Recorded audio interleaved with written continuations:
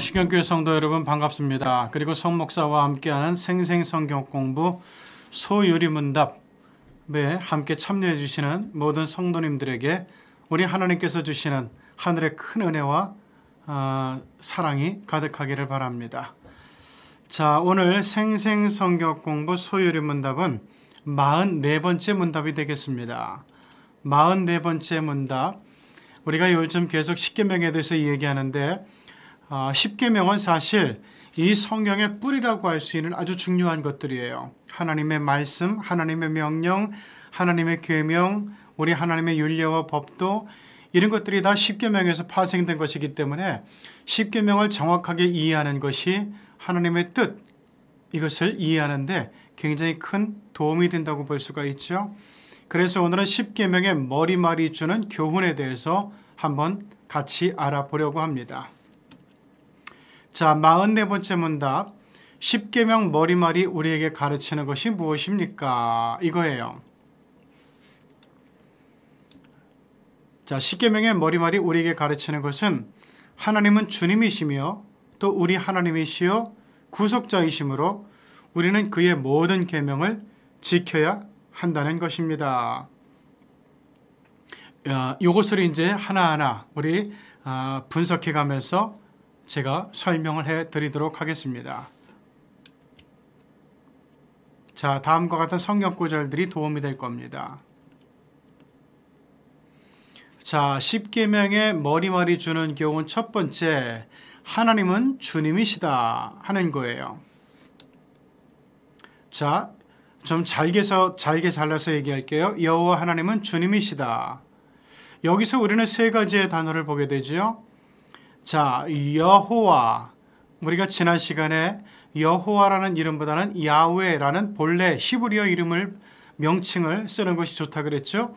야훼라는 명칭이 나오고 하나님이라는 명칭이 나와요. 그리고 주님이시라는 명칭이 나오게 되죠. 여러분, 야훼라고 하는 것은 우리가 주님이라고 부르는 하나님의 정확한 명칭이에요. 야훼. 이것은 우리 기독교의 하나님을 얘기하는 거거든요. 자, 그러면 우리는 하나님 이렇게 얘기하는데요. 사실 하나님의 정확한 뜻이 뭡니까? 하나밖에 없는 주님, 하나뿐인 진리의 주님, 이런 뜻 아니에요? 그렇기 때문에 이것은 종교적으로 볼 때 하나님은 여러 신이 나올 수도 있다는 얘기예요. 예를 들어 알라 신도 이슬람 무슬림들의 입장에서 보면은 하나님이라고 부를 수 있어요. 왜냐하면은 온 하늘과 온 우주와 온 땅에 있어서 그들은 하나님이 알라라고 생각하기 때문에 그렇죠. 자, 그렇기 때문에 우리가 이 하나님이라고 할 때 구체적인 명칭을 불러서 야훼 하나님 이렇게 부르는 것은 굉장히 좋은 언어 사용이다 이렇게 생각이 됩니다. 그 다음에 주님이라는 것, 이것은 히브리어에서는 아도나이라고 부르고 헬라어에서는 뭐라고 부르는가 하면은 큐리우스라고 불러요. 큐리우스는 무슨 뜻인가 하면은 좀 격이 높은 주인을 얘기하는 거예요. 예를 들어 가지고 가정에서 주인님을 부를 때는 도미누스, 여주인을 부를 때는 도미네 이렇게 부르거든요. 그런데 이것이 나에게 큰 은혜와 은총을 베푸는 선생님이라든가 뭐 이런 분이 될 때, 그리고 높은 위치에 있는 분이 될 때, 내가 그분을 부를 때는 뭐라고 불러야 되는가 하면은 단순히 주인님이 아니라 주님이라고 부르는 거죠. 그럴 때는 헬라어로 뭘 사용하는가 하면은 큐리우스라는 말을 쓰게 돼요. 그래서 우리 성경을 보면 주님을 향해서 도미누스 이렇게 부르는 것은 별로 없어요. 큐리우스, 주님 이렇게 부르죠. 자, 이렇게 이제 세 가지의 명칭을 구분합니다. 시편 90편 1절, 주여 아도나이여 주는 대대 우리의 거처가 되셨나이다 이렇게 부르고 있어요. 여기서 주여라고 부르는 대상은 바로 야훼 하나님이라는 것을 알아야 돼요. 그 다음에 나의 하나님을 주님으로 고백하는 것이 이게 곧 믿음이라는 거예요. 자, 아도나이, 나의 하나님을 아도나이라고 부르는 것. 왜냐하면 우리가 하나님이라는 명칭을 쓰고 있지만은 실질적으로 내 주인으로, 내 주님으로 모시지 않는 사람 많잖아요. 하나님께서 주신 말씀 대신에 딴 생각, 그리고 다른 이론, 그리고 다른 가르침, 다른 교훈, 다른 상식을 가지고 살아가는 사람들이 많이 있거든요. 그렇기 때문에 나의 하나님을 정확하게 나의 모든 것을 좌우하시고 나의 모든 것의 중심이 되시는 나의 주님, 나의 아도나이라고 고백하는 것, 이것이 아주 믿음에 있어서 굉장히 중요한 베이스가 되는 부분이라는 거예요. 시편 104편 1절을 보면은 내 영혼아 여호와를 송축하라. 여호와 나의 하나님이여 주는 심히 위대하시며 존귀와 권위로 옷 입으셨나이다. 여기 세 가지의 명칭이 다 나오죠. 내 영혼아 야훼를 송축하라. 그리고 야훼는 나의 하나뿐인 진실하신 신이다. 그리고 그 야훼는 나의 진실하신 하나뿐인 신인데 그분을 향해서 아도나이 이렇게 부르고 있다는 거죠. 아주 굉장히 중요한 본문입니다. 우리가 이것은 따라하면 좋을 것 같아요. 내 영혼아 여호와를 송축하라. 여호와를 찬양하라. 여호와께 경배할지어다. 야훼 나의 하나님이여, 우리 주님은 심히 위대하시며 우리 주님은 아름다움으로 향기로 가득 찬 분이시며 오늘도 나를 인도해 주시는, 나와 동행하시고 나를 돕는 분이십니다 라고 고백하는 것. 이런 시편은 기도거든요. 기도의 찬송이거든요. 그 시편을 보면서 우리의 기도를 고급스럽게 발전시켜 나가는 것은 굉장히 의미가 있다 이렇게 생각이 돼요. 자, 예수님도 하나님을 향해서 Curious 이렇게 불렀어요. 자, 마태복음 22장 37절 최고의 계명을 얘기하는 거예요. 예수께서 이르시되 내 마음을 다하고 목숨을 다하고 뜻을 다하여 주 너의 하나님을 사랑하라 하셨으니 아가페세이스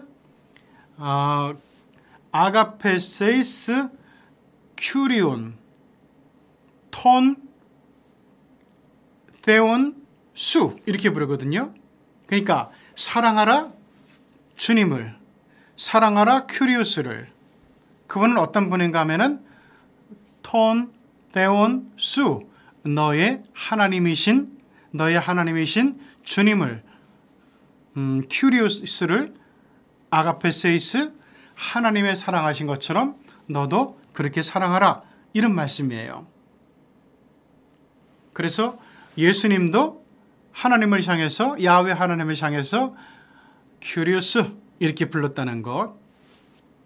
우리의 삶에서 나의 가치관을 걸 수 있고 나의 모든 것을 걸 수 있고 나의 소망을 걸 수 있는 그런 분이라면 우리는 큐리오스라고 부를 수 있는데, 그분은 오직 우리에게 있어서 누구죠? 바로 야훼 하나님하고 예수 그리스도시죠. 그 다른 데를 향해 가지고 주님, 예를 들어 가지고 큐리오스 이렇게 부르면은 이거는 우리의 믿음이 하나도 없는 거예요. 아무리 성경을 많이 알고 아무리 내가 하나님에 대해서 교훈을 알고 가르치고 배우고 한다 할지라도 우리가 하나님을 향해서, 야훼 하나님을 향해서, 예수 그리스도를 향해서 나의 주님, 나의 큐리오스 이렇게 부르지 않으면은 하나님에 대한, 성경에 대한 모든 지식이 다 소용이 없다는 것이고, 아무리 사람들끼리 사랑하고 선한 일을 해도 다 소용이 없다는 거예요. 그래서 이게 믿음의 중요한 베이스라는 겁니다. 나의 주님은 나의 하나님이시다. 도마의 고백이 생각이 나죠? 요한복음 20장 28절 도마가 대답하여 이르되 나의 주님이시여 나의 하나님이시니이다. 도마가 했던 것을 헬라어로 그대로 옮기면은 호 큐리우스 무는 나의라는 얘기거든요. 호 당신은 큐리우스 무 나의 주님이시고, 카이 그리고 호 데우스 무 나의 데우스 하나님이십니다. 이 얘기예요. 그러니까 여러분 우리말로 나의 주님이시여 나의 하나님이십니다 이거보다는 그 원문을 우리가 알고 들으면 훨씬 더 뜻이 분명해지고 은혜가 되죠. 도마가 얘기합니다. 나의 주님 나의 하나님이십니다. 호 큐리우스무 나의 주님이시고 카이 그리고 카이호 데우스무 나의 하나님이십니다. 그러니까 도마의 신앙 고백이 얼마나 정확하다는 것을 우리가 알 수 있겠죠. 자, 그 다음에 하나님은 우리의 주님이라 그랬는데 하나님은 우리 하나님이시다. 자, 이게 반복되니까 이상한 것 같지만은 야훼 하나님은 이렇게 부르는 게 더 정확해요. 야훼 하나님은 우리의 하나님이시다. 진짜 하나밖에 없는 신, 나에게 진짜 유일하게 진실하신 신, 진짜 나를 구원해 주실 유일하신 하나님, 그분이 바로 야훼 하나님이라는 얘기예요. 하나님은 우리의 하나님이다. 출애굽기 20장 2절 나는 너를 애굽 땅 정되었던 집에서 인도하여 낸 네 하나님 여호와니라. 오늘로 바꾼 뭐죠?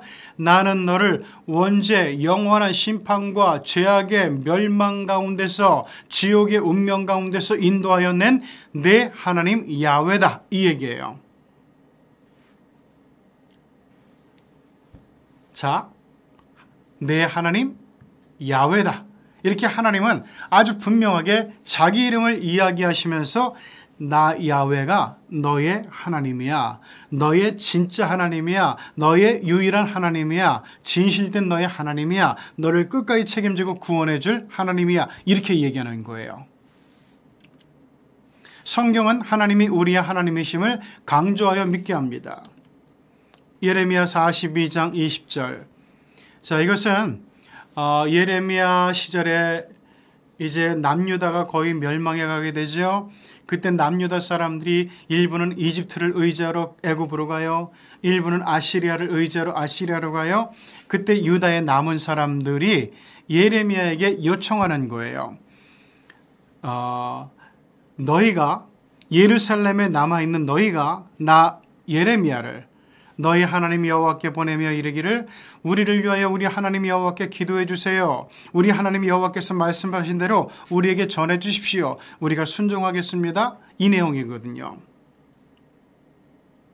이 이스라엘 사람들도 유다인들도 알고 있었단 얘기죠. 하나님 야훼께 보내고 우리를 위해서 우리의 하나님이신 야훼께 기도해 달라고 얘기하는 걸 보고 있어요. 그러니까 유대인들은 하나님 하나님 이렇게 부를 때 구체적으로, 왜냐하면 이방에서도 자기들이 믿는 신이 하나님이래요.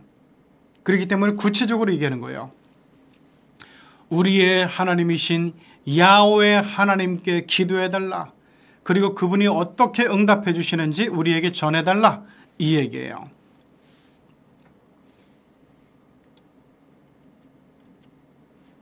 하나님이 우리의 하나님이신 것은 모든 이의 하나님이시라는 것이다.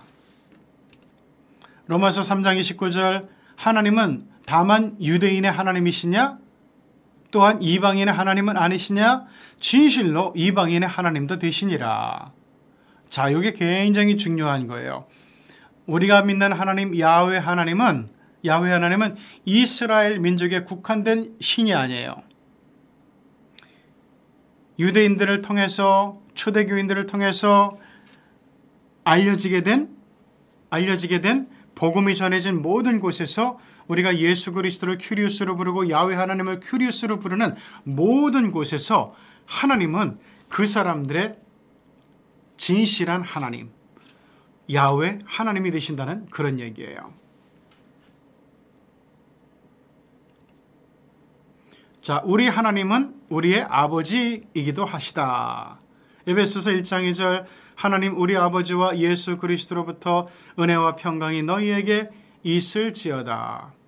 여러분, 예수 그리스도께서 우리에게 주신 은총 중에 하나는 뭔가 하면은 야훼 하나님, 그 먼 곳에 있는 하나님, 어렵고 무섭고 경외로운 하나님, 그 하나님을 우리와 그 친족 관계로, 부자 관계로 가깝고 친근하게 만들어 주셨다는 거예요. 그래서 우리는 하나님을 향해서 아빠, 아빠 이렇게 부를 수가 있게 된 거죠. 여러분, 이것은요, 무슬림들은요, 꿈도 못 꿔요. 그들이 얘기하는 하나님 알라에게 이런 식으로 했다가는 당장 철퇴를 맞아 심판받아 죽어요. 그들의 하나님인 알라는 절대로 그들과 가까워질 수가 없어요. 멀리 있어요. 엄유하고 무섭고 경외로운 분이에요. 그러나 예수님께서 알려주신 야훼 하나님은 우리가 아버지, 아빠라고 불러도 좋을 만큼 우리에게 가까이 계시고 우리를 친근하게 여기시고 우리 옆에서 도우시고 동행하시는 그런 하나님이라는 사실을 알려주고 있어요. 이렇게 유일신이신 하나님을 인간들과 가깝게 만들어줬기 때문에 우리는 예수 그리스도를 중보자 이렇게 부르는 거예요. 그리스도라고 부를 수 있는 거예요. 요즘에 그 다원주의를 보면은 뭐 석가도 그리스도가 될 수 있고 공자도 그리스도가 될 수 있고 그리고 그 마호메트도 그리스도가 될 수 있다 그러는데 아니요. 진정한 그리스도는 하나님과 인간 사이를 가깝게 중보시켜주는 분이에요. 그래서 예수만이 그리스도라고 부를 수가 있다는 얘기죠. 굉장히 중요합니다. 하나님은 우리의 구속자이시다. 하나님은 우리를 구원하신 든든한 구원자이시다. 사무엘하 22장 3절 내가 피할 나의 반석의 하나님이시여 나의 방패시여 나의 구원의 뿌리시여 나의 높은 망대시여 그에게 피할 나의 피난처시여 나의 구원자이시라. 이것은 굉장히 중요한 것 같아요. 여기 사무엘하 이게 이제 다윗의 고백이거든요. 다윗은 나의 피할 나의 반석의 하나님이시다. 다윗이 양떼를 칠 때 이제 목동 시절을 얘기하는 거예요. 양떼를 치게 될 때 맹수들이 달려올 수 있어요. 달려들 수 있어요. 공격해요.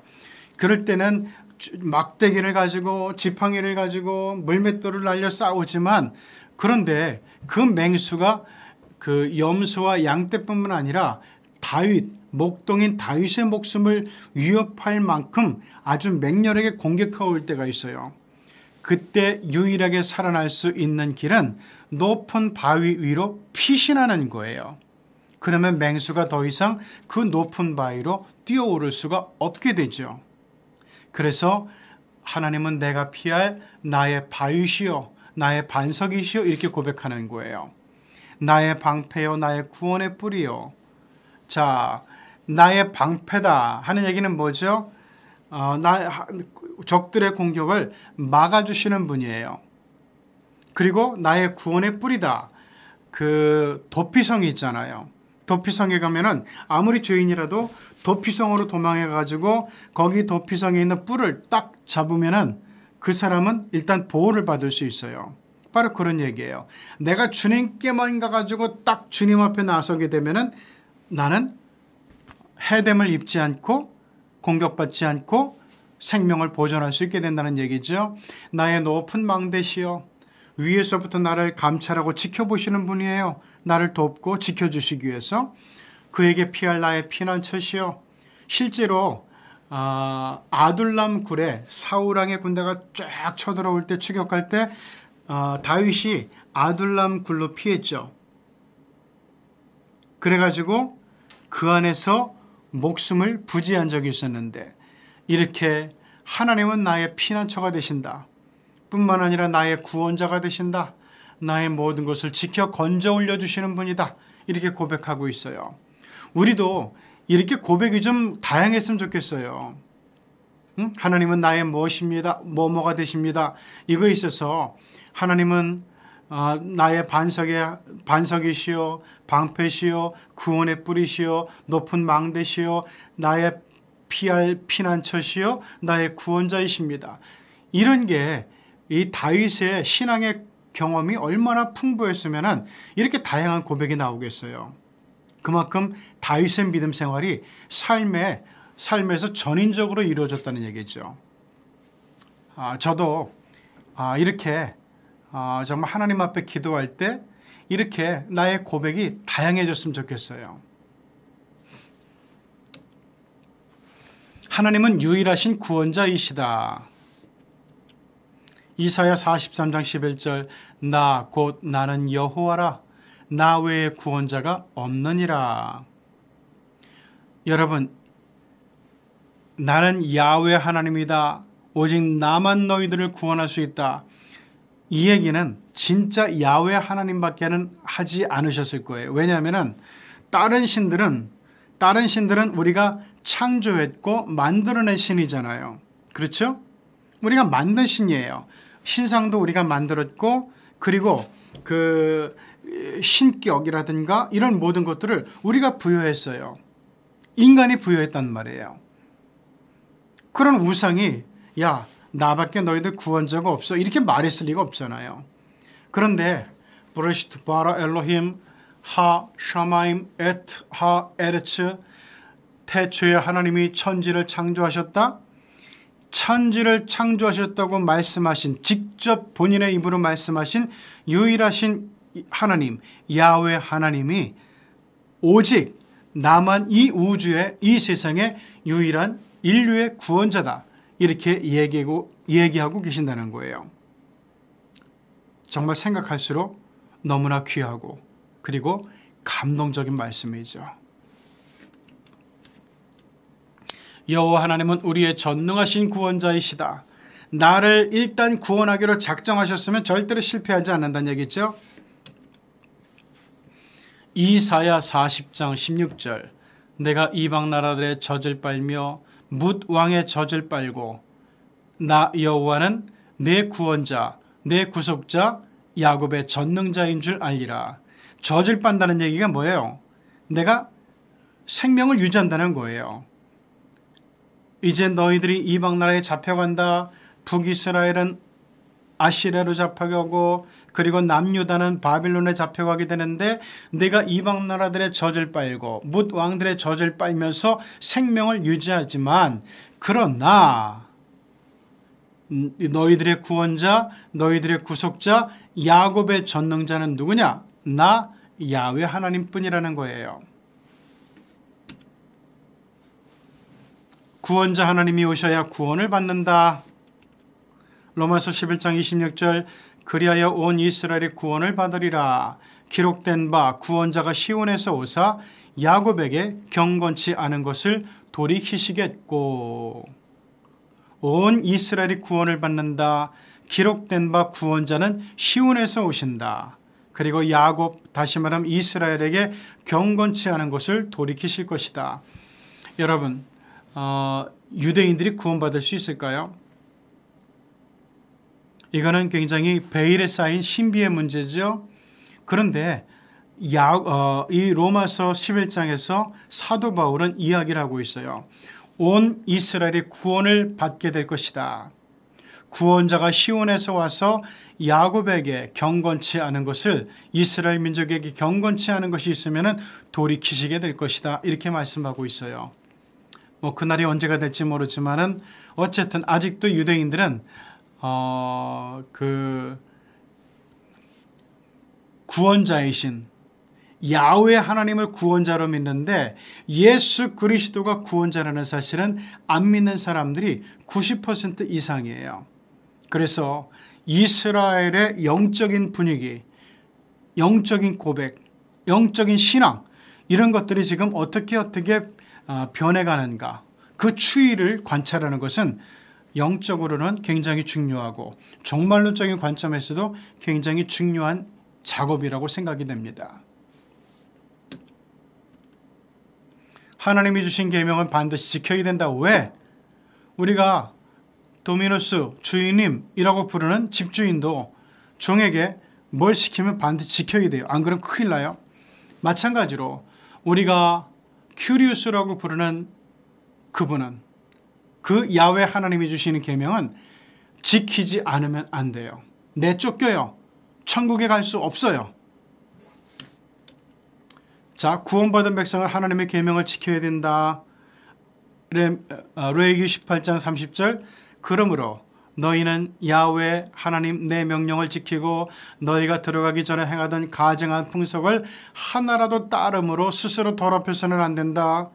이 말을 하는 나는 너희의 하나님 야훼다. 우리 하나님께서 이제 막 출애굽을 끝내고 저쪽에 가나안 땅으로 들어갈 이스라엘 백성들에게, 이스라엘 자손들에게 강조하고 아주 단도리 하는 그런 말씀이에요. 우리가 하나님을 향해서 야훼 하나님은 나의 주님이십니다 고백을 하면서도 그 말씀 하나도 안 지키면 어떻게 되죠? 내가 하는 말이 거짓말이 되는 거예요. 그런데 하나님은 만홀히 여김을 받지 않는다, 업신여김을 받지 않는다, 우리한테 쏘가 넘어가지 않는다. 성경은 분명히 말씀하고 있죠. 하나님을 속일 수는 없어요. 하나님을 사랑하면 하나님의 계명을 지킨다. 신명기 11장 1절 그런즉 내 하나님 여호와를 사랑하여 그가 주신 책무와 법도와 규례와 명령을 항상 지키라. 여러분, 사랑하면은 지키는 게 어렵지 않아요. 그런데 사랑하지 않으면 하나하나가 명령이 부담이 되고 그리고 불편해요. 힘들고 어려워요. 하지만 사랑하면은요, 시키지 않은 것도 그의 기쁨, 저의 기쁨을 위해서, 사랑하는 분의 기쁨을 위해서 더 하게 되죠. 그래서 하나님은 최고의 믿음을 뭐라고 보는가 하면은 하나님, 야훼 하나님을 사랑하는 거다, 이렇게 얘기하고 있어요. 하나님의 계명 중 하나라도 어기면 제물을 드려야 할 만큼 죽을 죄를 짓는 것이다. 레위기 4장 2에서 3절 이스라엘 자손에게 말하여 이르라. 누구든지 여호와의 계명 중 하나라도 그릇 범하였으되 만일 기름 부음 받은 제사장이 범죄하여 백성의 허물이 되었으면 그가 범한 죄로 말미암아 흠없는 수송아지로 속죄 제물을 삼아 여호와께 드려야 된다라고 말씀하고 있어요. 여기 제사장만 얘기했지만은 이스라엘 자손도 마찬가지예요. 계명 중 하나라도 어기면은 제물을 드리지 않으면 내가 죽어요. 죄 때문에 내가 죽어요. 내가 심판받고. 그렇기 때문에 내가 죽지 않기 위해서, 심판받지 않기 위해서는 제물을 드려야 되거든요. 그래서 내 죽음을 면해야 돼요. 심판을 면해야 돼요. 하나님의 계명 중 하나라도 어기면은 이렇게 죽을 만큼 큰 죄가 된다는 얘기예요. 다시 말하면 10계명 중에 하나라도 어기면 안 된다는 거죠. 자, 이렇게 공부를 마치고 연구까지 볼까요? 하나님은 우리에게 어떤 분이신가요? 세 가지를 생각하면 돼요. 하나님은 우리에게 큐리오스다, 주님이시다, 아도나이다, 주님이시다. 그런데 우리 진짜 하나님, 진실된 한 분뿐인 하나님의 이름은 뭐다? 부처도 아니고 공자도 아니고 마호멧도 아니고 그 누구도 아니에요. 오직 야훼 하나님이라는 거죠. 주님이신 하나님 여호와께 우리가 지켜야 할 도리가 뭐냐? 하나님을 사랑하는 것이고, 하나님을 사랑한다는 것은 뭘로 증명한다? 그분의 계명을 지키는 것이다, 이거예요. 이 두 가지가 중요해요. 이것을 꼭 지키고 이번 주에도 명심하고 묵상하는 가운데서 이번 주도 정말 하나님의 은혜 가운데서 평강의 은총에 넘치는 한 주간이 꼭 되기를 바랍니다. 다음에 또 뵙겠습니다. 감사합니다.